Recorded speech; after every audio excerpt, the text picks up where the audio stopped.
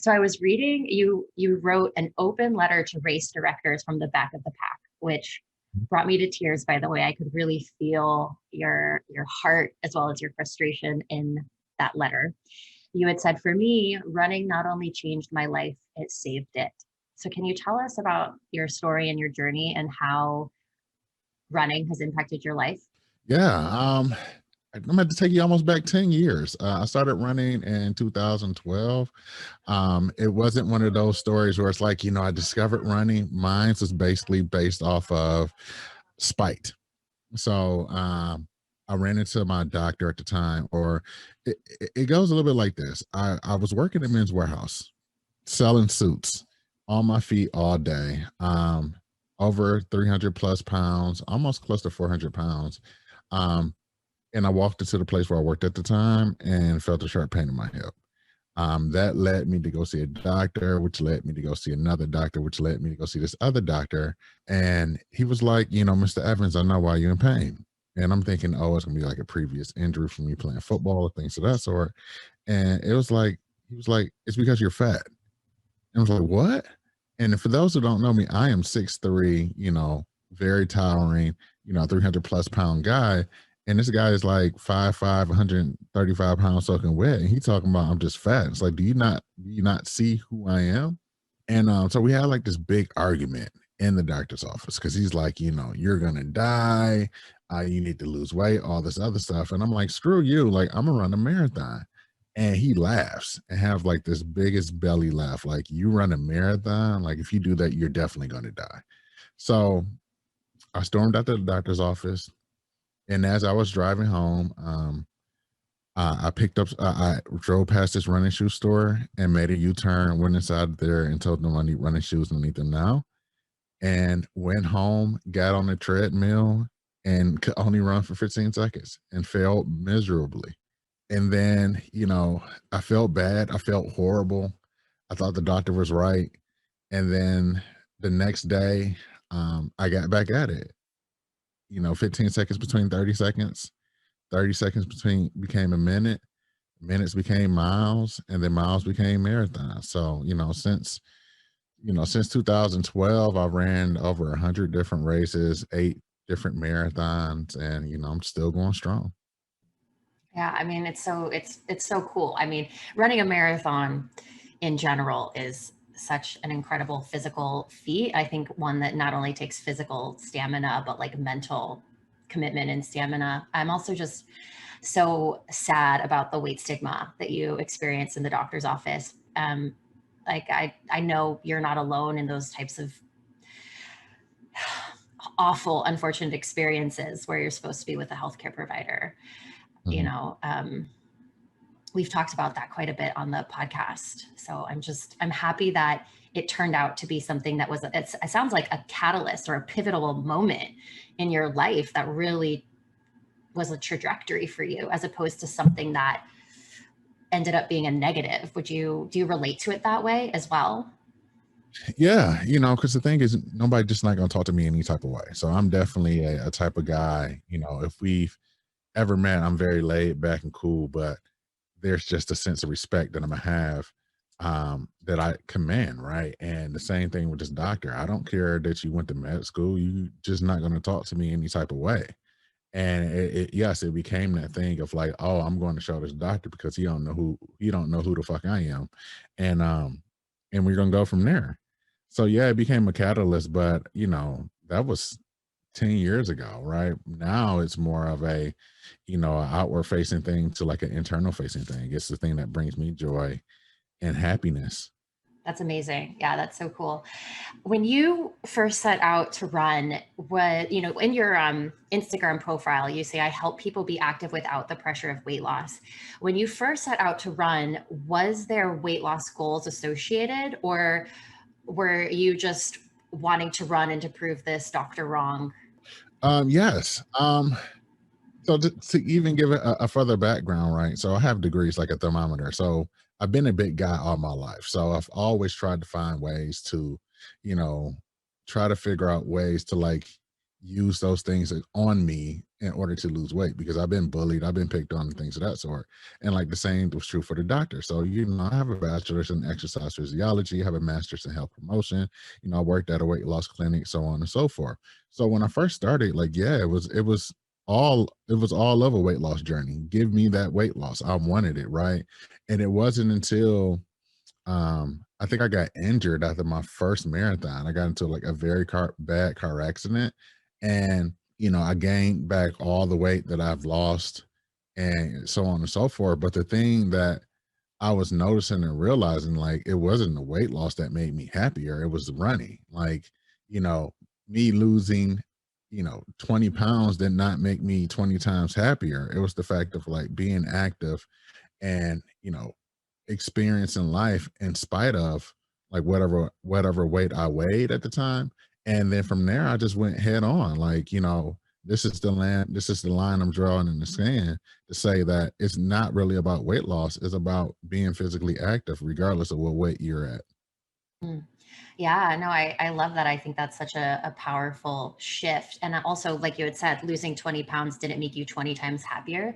I think, I've been thin my whole life and I have thin privilege. But I think often we think that getting thinner, losing weight is going to make us that happier. Did you experience some happiness being smaller, or like losing weight?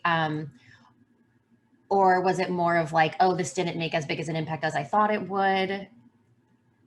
I think that's a good, interesting question. Not really. Like, I wasn't happier or things of that sort. Like, I was still a big guy. Like, I lost almost close to 100 pounds, but weighing, 360, 370 pounds, I was still a big guy afterwards. So it didn't really make like a change when it came to like quote unquote happiness, right? Other than like, people telling me I look better or so on and so forth. But that didn't that didn't make or break me, right? It was more for me of like challenging myself and doing the things that like doing hard things that impressed people or gave you that look like how many miles you're running? Like, oh, I'm finna run a marathon, and people not know what a marathon is and be like, oh, it's 26.2 miles. And then like the look on the face, like, shit, you like your big ass about to go do it? Like, yeah. And it didn't matter what weight that was. That could have been at 260 or that could have been at 360. The the the astonishment of saying I'm about to run 26.2 miles and do it for fun and enjoy it was enough for me. That was it. Yeah, that's awesome. Yeah, that's so exciting. And like having fun doing it. That just to me, running a marathon, I'm like, no way. There's no way I could do that. But I love hearing that you go ahead. What were you going to say? No, and the other thing I was going to add is that after losing that weight, like it wasn't something that you can hide behind because like people we can hide behind our weight, right? We can hide behind overeating or work dealing with an eating disorder and things of that sort, and that just be the thing. But once you lose the weight, like you still have to go face those demons. Like you still got to go face the thing that made you do the thing that got you that way. And the same was true for me. Like I had to face those demons. So it wasn't like the weight loss didn't make it better. It was still things that was in the closet that I didn't want to come out that when I lost weight came out, right? So it wasn't, it was, I just don't want to like the whole notion of like, oh, you're going to lose weight and you're going to become happier and then like you're going to go live your best life. Like that wasn't it. Mm. Are you willing to kind of go into some of those things that came out of the closet, like that you had to deal with? Is there more to share there? I think so. Like, one of the things is that my brother committed suicide when I was 10. I seen his body, right? Like that puts like that affects you, right? Or just growing up in a single parent household and growing up dirt poor, and the only way that your mother could like reward you or like, buy gifts was to buy food and buy donuts, right? And really to understand like what was these underlining things that went along with this quote unquote weight, this quote unquote weight that I gained. Um, that was all there that I had to go get addressed in therapy. Thank you for sharing that with us. Um, yeah. So I'm assuming then that you did go and address those things and work on processing and healing from them. Yeah. Yeah. Yeah. So when people get into exercise or wanting to have a healthier lifestyle, often they do go into it with that single-minded focus of weight loss. I'm wondering if you have, I know that for some people, it's like dieting can be a distraction. It's like, I want to lose weight because I think it's going to make me feel better. But they have something bigger underneath, kind of like what you were saying, like dealing with those skeletons, working with your brother and your upbringing. Do you think that a lot of people's motivation, at least in your experience or with your clients, is maybe that, like they have something that they're not willing to address or don't know they need to address, that could have been a previous childhood trauma, just for simplicity's sake, and then they go through that process and then they realize, oh, it's actually skeletons in the closet? Yes. I would say maybe about 80% of the time, you know, people go through that quote unquote journey and then find like there are skeletons in the closet. But it's interesting to see their mind change, right? So one of the things that I'm always talking to my clients about is that, the scale doesn't dictate how much you run or how little you run, right? Like we have to get past the whole notion that like, all right, if you hop on the scale, you gain 3 pounds. That's not mean I'm gonna make you run more. Like the plan is the plan. And I think, when it comes to most people, like we do things like just all willy-nilly without necessarily having a plan. So, the main thing or the thing that I'm always working with my clients and people that I talk to is find a plan and stick to it. Like find a plan, stick to the plan, and then work the plan. Because like that's the thing. Like the outcomes are going to be the outcomes. But if you're following the plan, like you're going to be golden. Yeah, and so you kind of mean like outcomes, like regardless of like weight changes, Yeah. like So keep going. regardless of Yeah. Yeah, like regardless of weight changes, right? Especially like that's why like when I train people, like it's not about weight. There's about other goals that you have in mind. Like if you want to go play with your kids longer, all right, go play with your kids now and see how long it takes you before you get winded. You know what I'm saying? Oh, you want to run this race. Well, what can you run now? Like actual tangible goals, not worrying about weight loss. Yeah, yeah, yeah. Like the other things that come with being active and getting into a fitness lifestyle. Because the thing is this, right? Like weight loss is one of those things, and just weight in general is one of those things that is not as simple as people make it. And like the CDC has already said like 25% of like what they consider quote unquote healthy lifestyle behaviors only affects weight loss, right? Only 25%. The other things are like things that we can't control, where we grown up at, who our parents are, genetics, things of that sort. We can control that. So it's interesting how, people put, all their eggs in a basket on something that you really only have 25% control of. Yeah, well, I feel like we're kind of like misled in society about the extent to which we do have control over our weight, even though we have data that shows us that it's mostly not in our control. Like you're saying, it's these other lifestyle, like socioeconomic things, genetics, where you grew up, these things out of our control. I think we're just kind of like lied to about it. Do you feel that way as well? Absolutely. It's like the Matrix taking a red or blue pill. And I think even when I was going through school, to like really learn this stuff, right? It's just some of those terms that just really stuck with me throughout my life. So for example, the term homeostasis, right? Like when they teach you about homeostasis, it's about like you getting cut and then like all of the macrophages and things coming to your body to like repair that cut. But homeostasis works throughout the whole body. And that's even for like weight as well, right? And that those are the things that we rarely talk about because it's not sexy. It's not sexy to talk about like, well, that, you know, if you start to lose weight, like your body's going to send signals to tell you to eat. Your metabolism is going to slow down, and like all these other things. They don't tell you that. All they tell you is that, go eat this certain diet and then go work out a lot, and it's gonna work, without telling all the other processes that play. Did they teach you that in school? Like these other processes at play, like when you do restrict food, like the response that your body, like your body perceives it as a famine. Was that something that was a part of your training and your education? Or was Yeah. that kind of left out too?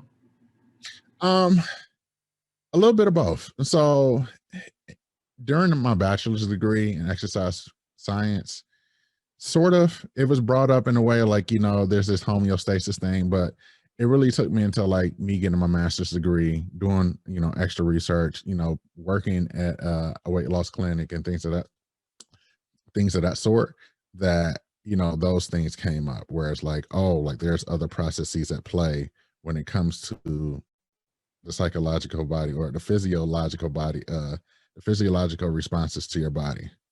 Yeah, I think they're important to know, like for people to know that like it's just not as simple as we're made it out to be, and that you're not a failure if you can't lose weight. It like might quite literally be your body trying to maintain homeostasis and not the Right. fault of your lack of willpower or lack of compliance. Right. Uh, Go ahead. And then I was about to say, like, just to get, and this is like nerdy, right? But like the other things is that the things that people don't tell you is that fat cells grow. Like your fat cells can split and like continue to propagate.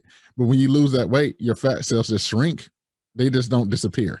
So it's one of those things that it's interesting and fascinating when you start looking at the body to say, oh, like when someone gains weight, like their fat cells are actually split and then like grow bigger and then split again. But if you lose that weight, like those fat cells, those same fat cells that you just grown, just get smaller. They just don't disappear. Did not know that. Thank you for that that nerdy little nugget right there. I did not know that. So what's the impact? Like what's the like because of this? Is there like sort of what does that mean? I guess is there like a like because they don't actually disappear, they just shrink. I don't know what I'm getting at. I don't know what I'm trying to ask. So that goes back to the homeostasis. I Okay. think that that tidbit of nugget goes hand in hand with homeostasis. So if you've been at this weight for a period of time, and then your body sees that as like your standard weight, and then as you start to lose weight, and if you lose weight drastically, like those fat cells that you had that was filled up, they don't disappear. Like they just don't go away. Like they just shrink. It just has, let's just think of them as balloons, right? Like when you lose weight, those balloons get smaller, but the balloons don't go away.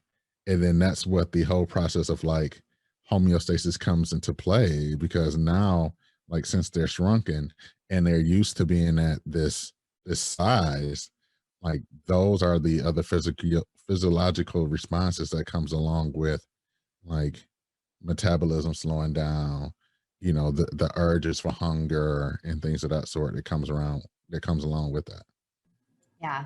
Yeah. So interesting. Thank you for again for that little nerdy nugget right there. I love that. So I want to ask you about men and specifically kind of often being kind of left out or forgotten when it comes to the body positivity realm. And it's often seen as a movement for women or a space for women. What's been your experience with that, and why do you think men are maybe not as open about body shame as say women are? Oh man, you got 20 hours? We can talk about this for 24 hours. I mean, Um, I'll hang out. I would say like the main thing is like historically women has been historically when it comes to like body size and things of that sort, like women have received the brunt of that, right? When it comes to sizes and all that stuff. So when it comes to like weight on men's side, it's completely different. You know, first things first, like obesity was in quote unquote like an old white man or rich white man's disease. So like to be obese or to be big and certain populations was like the thing to be. So when you look at that and you look at the other spectrum of like, gym culture or bro culture of like gains and being as big and buff as possible, like there's no way, like isn't a like happy medium, right? So if you look at all of the men's health magazines or, you know, you'll see a rock hard body or so on and so forth. And when they look at their body or when they talk about their body, it's always in the scope of being as rock hard and having as many abs as possible. It's never about like just living a regular life or, you know, or just living life in general, right? Like regardless of this thing, it's always about those goals. And like even the quote unquote dad bod, right? Like is about this dad who had kids and now he's gained this quote unquote sympathy weight from his significant other. It's not about like, oh, like there's a lot of life going on. I'm living life and I'm trying to live life to my best. Yeah, it's like And appearance focused. yes. Yeah. And for me, like it has been hard. I would say even throughout this journey of like fitness and becoming the man I am now, like finding clothes has been the hardest thing. And it's the most infuriating thing out there. Last time I checked, Lycra don't have any gender preference, right? You know what I'm saying? Like the same Lycra that's made to make plus size women clothes at Target, like could be made could also to be made to make plus size fitness clothes for men. But I think the fact that you know, the fact that it's more I think the fact that women are consuming, are largely, what they consider like consumers, like they pander to women about this. And as a man, like I'm going to say, like, I want to be pandered to as well. Like I want plus size clothes. Like I want to go into Target and see a plus size mannequin wearing sweatpants or whatever they wearing, right?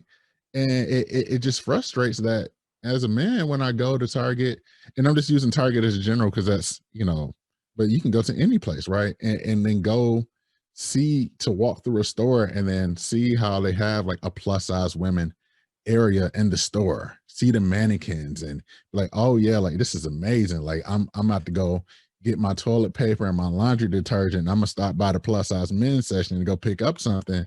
And then you get there and it's just like a little bitty baby cart, like two shirts on there. And it's like, I know y'all can do it because y'all have done it for women. So why are you not doing it for men? Like why is it not equally? And then that's when it's like, oh, I see you capitalism. Like, you know, it just make you think like, do these brands really care about the equity of size, or is it another play for capitalism? I don't know, but it's an interesting question to put out there and to start asking. Yeah. Interesting to the most recent statistic I've read. I don't have the statistic for men. Maybe you do, but that like 67% of the US population is plus size. And while we are, I think there has been progress in terms of, like you said, there is a plus size section at Target now and there didn't used to be. So we are making progress, but it's so interesting to like think that there's so, like, if we are looking from a capitalist perspective, there's a huge consumer base, a huge customer base that is widely underserved, that is probably like eager and ready and willing to spend their money if the clothes were more available and more accessible to them. And I think this is maybe why you created your clothing line. Yeah, Yeah. yeah. It is the thing because like I created my slow AF like t-shirt line because I was frustrated on going into these big box retailers and not finding anything my size. Like I want flashy clothes. Like I'm a runner. I got personality. I want something other than blue and black to wear as fitness clothes, right? Like I'm out here running marathons. I'm out in the sun. Like wearing black is the worst color to run to wear in out in the sun. Like I want bright green. I want to be seen. I want to be seen. I want bright orange. I want to be seen when I'm running. I don't want to be camouflaged. So like that was the need or like the selfish need that I was feeling for myself of like, hey, I need clothes. I need to be able to wear this stuff. And I want to be able to wear something that's representative of me and my personality. Yeah, well, I hope that this message reaches them very soon and that you do have more options. So on your Instagram, you know, you talk about normalizing fat flyness and the joy through adversity. So can you give us some examples of what you mean here and why do you feel like it is so vital for us to showcase um, diversity and, in your words, normalizing fat flyness? Well, I think that's one of the things of like going back to men in them plus size clothes, right? Is that the thing is that I want to be fly in all aspects of life. Like in fitness, I want to be fly. Like when it comes to regular clothes, like I don't want clothes that just hang off of me like a tent. Like I want well-fitting clothes. And I think, that's the main thing I'm saying when it comes to fat, fat flyness. And then the other thing when it comes to adversity is that adversity is a part of life. Like we go through it, right? And for a lot of people, they see this adversity as like, oh, something's holding me back or someone holding me back. Of versus me, I look at it as a way to um I look at it as a way to like really put myself to the test to really see, am I really what I'm made to be, right? And then finding joy amongst that, right? To know that adversity don't necessarily have to be a negative thing. It can just be a thing that you have to go through. And then when you look back to say, look where I was and look where I'm at now. Yeah, it sounds like it gives you, like, adversity can give you, in a general sense, an opportunity to really see your strength and your determination and your creativity to overcome the adversity. Because the thing is that if we don't have bad days or have something to overcome, like how do we know what good days are? You know, 100%. If every day was a good day, there would be no good days. It would be just like a flat line, you know? Right. Yeah, like we can't know happiness if we don't know sadness. Totally, Right. totally. Yeah. So tell us about running a marathon. What that experience is like. You know, like when I was reading your open letter to the back of the. I'm sorry. Let me see. I wrote it down. Open letter to race directors from the back of the Run Club, and I was reading your blog and like a U.S. news article talking about, sometimes you want to give up. Um, you're tired, you're hot, just like talk to us about like the mental determination and also like the whole experience. Like, just what is it like to run a marathon? Running a marathon can be the best and worst things of your life. It just really depends. Um, so let's talk about some of the best things, right? 26.2 miles. There are so many feelings, emotions, people, places, things that you see within 26 miles, right? Like just think about like where you stay at now and like what's around that area in the 26-mile radius, right? There's so many things to see. And it's something about being able like, oh, like I can travel this in my car, like point A to point B, but like, oh, I'm running this. And I think it's interesting and fun. Like, so for example, Big Sur Marathon. You run Route One, like the world famous Route One. Like there are places on the marathon that you can't even be on feet on. So like that's amazing because like I would have not seen this rock that they call Big Sur like this close up in person, like in my car versus what I'm doing right now on my feet. And I think the same thing can be said when it comes to like New York City or any other marathon, right? There's just places that you will not necessarily ever see on feet that you're able to see on feet and like really enjoy it. So like that's the first thing, right? I think the second thing is that since it is this distance, there's going to be so many emotions and feelings that you're going to like go through, happiness, sadness, for, being mad, happy, all those things, right? Those things are there. And just the fact to like go through all of those emotions and then go and finish it and then be like, damn, like I experienced all of this, but in spite of all of that, like I finished it. That's amazing. The third thing is like putting yourself to a test, right? It goes back to the adversity, depending on how long you're training for it, right? It can take anywhere between 18 to 20 weeks, as short as like 12 weeks, depending on where you at, to say like, oh, like I put myself to, I'm going to train for this long, I did it, and this is the thing that I'm using as a way to celebrate the thing I trained for.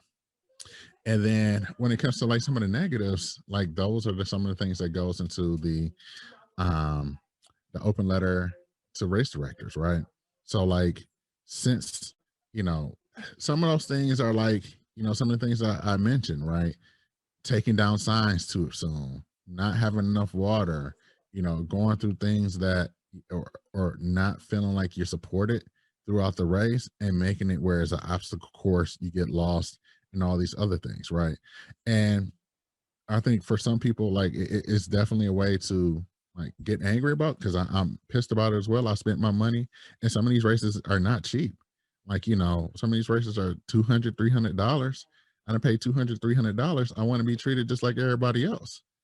So I spent this money. I done got on a plane. I done flew there. I done got a hotel room. I done did all these things, and you're saying I can't have the same experience as somebody else because I run slow? Well, why let me into the race? Like, why let me into the race then? So I think those are some of the things that when it comes into play, right? And some of the stories I even shared in the open letter, right? Like, I interviewed somebody that was running their first half marathon, and they took down the signs too soon, even though they said they wasn't going to take it down until everybody got done. They took down the signs too soon, and this woman got lost, and then her phone died. So like she got lost, then ran 5 miles outside of the race area, has no phone, and in an area that she doesn't know. Like where's that cool at? And the thing is, like, she raised money for a charity to be a part of this thing. So I didn't raise money for a charity, and I get it, like, cool charity. I done raised money for a charity to be a part of this thing. I done paid my money. I done traveled here. And the least I can get, like, the least I'm asking for is to keep the signs up and give me water. Yeah, equal treatment. Yeah. Yeah. Yeah. Have you gotten a response from any race directors since that open letter? And have you had any positive, have you noticed any shifts in races? I can't imagine you ran one because of COVID last year, but have you seen any positive change? It's a mixed bag. I'm definitely going to looking forward to see like what racing looks like after COVID, right? But I think some of the changes that came about, but I think also what's interesting is that some of the marathons had official pacers and they still went through the same thing. I think about this story from, I can't remember which London marathon it was, but like they had an official pacer for like the back of the pack, and that pacer got heckled and like had a rough time throughout the whole race, and that was the official pacer for the race. So, I know that, you know, London Marathon has did some things to like rectify that, but like there's like one London marathon to like have this thing be put on like this pedestal, or like I won't say pedestal, but like brought out to light. There's so many other races that's on a smaller scale that this happens to that doesn't get, the light of day. Yeah. Yeah. When I was reading about those stories and looking at the Facebook comments that you had put at the bottom of that, like it's so sad. Like it makes me want to, it like made me cry yesterday of just, it's so fucked. Like you said, like you paid the same money, they're removing the trackers. You have your loved one at the end of the finish line who can't tell where you are. You told the story of like, oh, we ran out of medals, and like And maybe if like you didn't just put in all of the like intense commitment and effort to get through that, maybe not having a medal wouldn't seem like that big of a deal. But like you just did this incredible physical feat, like you want your medal. And just the fact that they don't have them, like it just makes me so sad and frustrated with you and for all of those who have had those experiences. Yeah. And I think the thing is like, my thing is be more black and white when it comes to this stuff, right? I think a lot of races, and like I said, like we're talking, and we're simplifying it, but I know there's some gray areas, right? I understand that the races have to pay for police to have it shut down and things of that sort. I understand that, but I think another way is also is that you can make this black and white. If we get past the cutoff, pick our ass up. Don't let us run the race. But the thing of like, all right, you pass the cutoff, you can still run. We still gonna let you finish, like all this gray area stuff. And then when people get mad, like, yeah, like you giving us this sense of like, oh, it's gonna be okay, but it's not. And I would rather them pick me up to say, like, hey, like the show, like, well, the jig is up, kid. Like, you're done here. Like, you ain't gonna be able to finish this race. Than to take down all these signs to let me finish, and then have me sign a waiver to say, oh, like it's not our fault. It's not the race company's fault if anything happened to us. Like, I don't know, that just sounds shady to me. Yeah, yeah. It feels so American capitalist, of just like, we're not responsible for you. And, yeah, it just feels unfair. And Yeah, I hope that it changes. me too. Yeah. So I truly believe that there's room for everyone everyone at the table when it comes to fitness and exercise and health pursuits. However, given our culture, our fat shaming culture, there's a lot of trauma that comes from being, existing in a larger body. I often have clients say like they because they're so big, they don't even want to go to the gym, or they don't even want to go out because they're worried that people are going to look at them, or people are going to make comments and heckle them. They feel like they have to, like, in secret, get smaller before they can go out in public and exercise. So what would you maybe say to somebody who's in a position and in a situation like that, who is inspired by your story, who does want to be more active, but is really struggling with the very real reality of weight stigma in our culture? I think that's a good question. You know, a part of me wants to say do it afraid, but I get it, right? Because I've been there as well. And I've been there just thinking about my whole journey, right? The reason why I have a bachelor's degree in exercise science and a master's degree in health fitness and worked all this stuff is initially it was a part of like self-hate. Like I hated myself so much that I went to go get a degree to learn how to do these things in order to get smaller. So I get it. But I think another thing that we also need to worry about is that for me, my life didn't change until I stopped giving a fuck of what people said or think. To date, like nobody has said anything worse to me than what I've already said to myself. Like it's like, oh, you're fat, you're gonna die. Like, oh, that's what you got. Like that's it. Um, and I think that's the thing, right? If we just realize that we've said as much, I want to say more mean things to ourselves than what the people have said.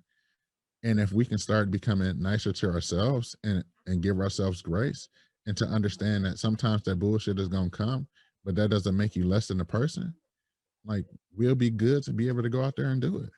Because the looks gonna come. And sometimes the good looks ain't negative. Sometimes it's like, oh shit, like I see you out there, big man. I see you, sis. Like, damn, you out there killing it. Maybe I need to get out there and do it more, right? Like, sometimes we just need to flip it, even if they are looking at you in a negative way. Most time, I just look at it as like, oh, well, he's looking at me because I'm fly, and I'm gonna normalize this fat flyness. Yeah, I love that, like switching it in your mind for yourself, like turning it into a positive narrative, for yourself, and being kinder to yourself, I think in theory sounds awesome and it sounds easy, but sometimes can be really, really challenging. Have you experienced, also, thank you for also bringing to the conversation that part of the reason why you went on to get the education that you did was so that you could try to figure out a way to like, you know, get smaller and change how you felt about yourself. I don't think you're alone in that by any means. But was it ever hard for you to be nicer to yourself? Like, did you struggle with believing you were worthy of being nicer to yourself, worthy of a kinder internal voice?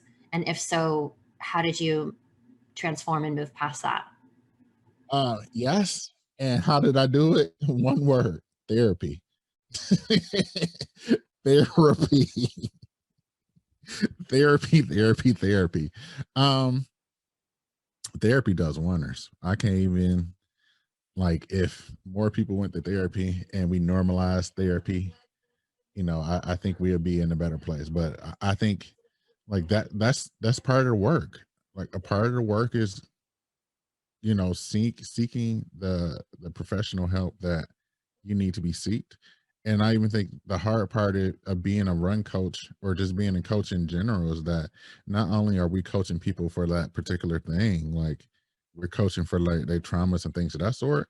And sometimes I have to go to them and say, like, yo, like, this is beyond, like, my training. Like, I understand you got this going on, but, like, this is beyond the things I know in all my training, and you need to go seek professional help. And I think if more people did that, and we just normalize going to therapy and normalize mental health, like, we'll be all in a better place.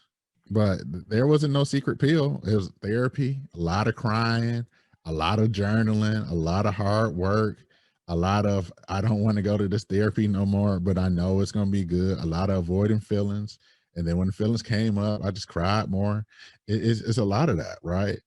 But therapy is there to help you go through and to process those things that, that we all been through, because we all been through some fucked up shit. Yeah, yeah. And sometimes it really takes a big, big willingness to be able to feel those feelings and to look at like, the dark stuff, to look at the fucked up things that we have gone through. What has been, and maybe you've already said this, but if you could succinct it down, what has been the impact of you being willing to go to therapy? And hell yeah, like let's normalize therapy, please, for everybody. Like on the other side, what has become available to you because of your willingness to feel those feelings and to journal and to go to therapy and like really take a look at your inner world? Like what's on the other side for anybody who's sitting on the fence? Um, to symbolize it, one thing is to realizing, like, the light at the other end of the tunnel is not a train, it's sunlight. So, like, that's one thing, to understand that, oh, I'm in this tunnel, and oh, that light there is a train, but realizing the sunlight. But I think the other thing, like, the greatest thing of therapy is that, like, you wouldn't be talking to me if it wasn't for therapy, right? Like, I've been suicide, like, my brother committed suicide, right? I've I've battled with suicidal thoughts, right? And if it wasn't for therapy to help process some of these thoughts and to really figure out what these things are, you probably wouldn't even be talking to me. Yeah, I feel the same way, like with um, my eating disorder. Like if I didn't get help and heal, like we wouldn't be having this We- conversation. Yeah. Yeah. Martinez, I have loved getting to chat with you and hear about your joy and how much you love fitness and the difference that you're making. And I would love to ask you, what are you most excited about in your life right now? What are you most looking forward to? well, one of the things I am most excited for and looking forward to is, I just signed a book deal. I signed a book deal. I'm so excited. It's just super exciting, and I'll be sharing my story about running and helping other individuals learn to run throughout this book. So definitely look forward to that, because 70,000 words, here I come. That's so exciting. Congrats. Like I'm just so excited for you. Is there anything else you can tell us about the book? Do you have like a due date? Is it like you said, you're going to tell your story. So is it a nonfiction sort of like piece? Yeah, it's gonna be a nonfiction. part part I want to say part memoir, part instruction manual is what this thing is going to be, right? We don't necessarily like it's too early to talk about like dates of when this thing is going to be out. I do have my initial due date, but I'm not willing to share that yet. But it's interesting and exciting to really like see your name on a book contract and like to see the number of words that your that's going to be like published in the book and then it's going to be in like in real bookstores like that is exciting. Yeah. Did you ever visualize and envision that you would get here? Like, I'm wondering, like, if the path that you're on and all that you've built and all that you've created and this coaching career and this platform and this book, did you dream about this stuff? Were you kind of working towards this, or was this sort of just like a very beautiful unfolding? Like, I'm curious of like how clear you were about what you wanted to create. I'm very big in manifestation, so some of the stuff yes and some of the stuff no, right? When it came to the book I already knew in my head like I got about 3 4 books in me. I got tons of stories and these things need to come out. I just didn't know when or where or how that was going to get done. But for some of the stuff, like once I told that doctor I was running that marathon, oh, I already had in my head I was gonna run a marathon. It was nothing nobody else can tell me that I wasn't gonna do to not run that marathon. So, when it comes to me, once I make my mind up, like it's pretty much good as done. I'm just waiting on time to figure it out. I love that. Power of the mind, power of conviction, Yeah. self determination, and 3 to 4 books. I love it. I'm so excited. Anything else that you're looking forward to and excited about in life right now that you want to share? I would say that's about it. Oh, other than that, I got this little run club, called the Slow F Run Club. We're about 6,000 members strong. You can definitely check out more of that at the Slow F Run Club or slowfrunclub.com. Beautiful. Martinez, thank you so much for being here with us today. If people want to learn more about you, aside from slowafrunclub.com, is that Mhm. correct? Yeah. Aside from there, is there anywhere else where people should go to connect with you if they want to learn more, if they want to ask questions? Where should they go? Absolutely. I am 300 pounds of running on all things the internet. So 300 pounds of running.com, .com, at 300 pounds of running on Facebook, Instagram, and Twitter. Amazing. Thank you so much for being here. Thank you for having me. Thank you so much for listening to this episode with Martinez. I hope you got so much out of it. And be sure to subscribe to my channel so you don't miss out on other episodes of the Love Your Bod Pod.